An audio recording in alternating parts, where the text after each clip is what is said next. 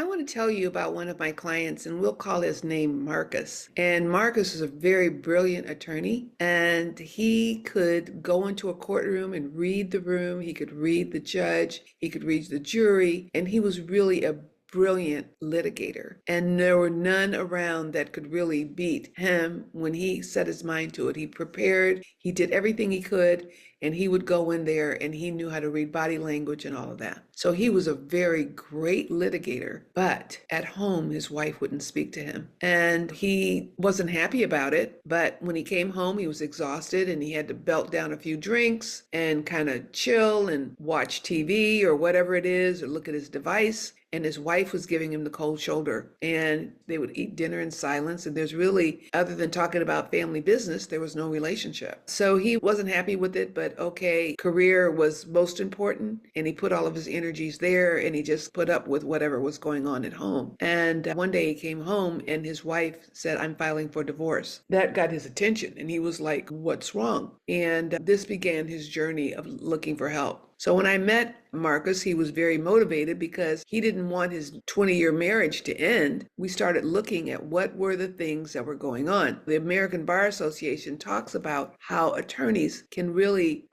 be very brilliant, have a high IQ, but their EQ, which is their emotional maturity, is not that great. And so emotional maturity is in intimacy and feeling and compassion and empathy. All of those things are part of EQ. So when Marcus came to me, we realized that he had to learn emotional maturity. And it was easier than he thought because he did love his wife. But when we went to his invisible rule, we found out that intimacy and communication and listening was not something that he was taught to do. He was taught that everyone was to do their fair share, do what they needed to do, and keep your mouth shut, don't complain, and everything will be fine. Needless to say, him doing this in his family worked for a while. Then his wife finally got fed up, and he had to learn a different tool. I'm happy to say that Marcus did learn that.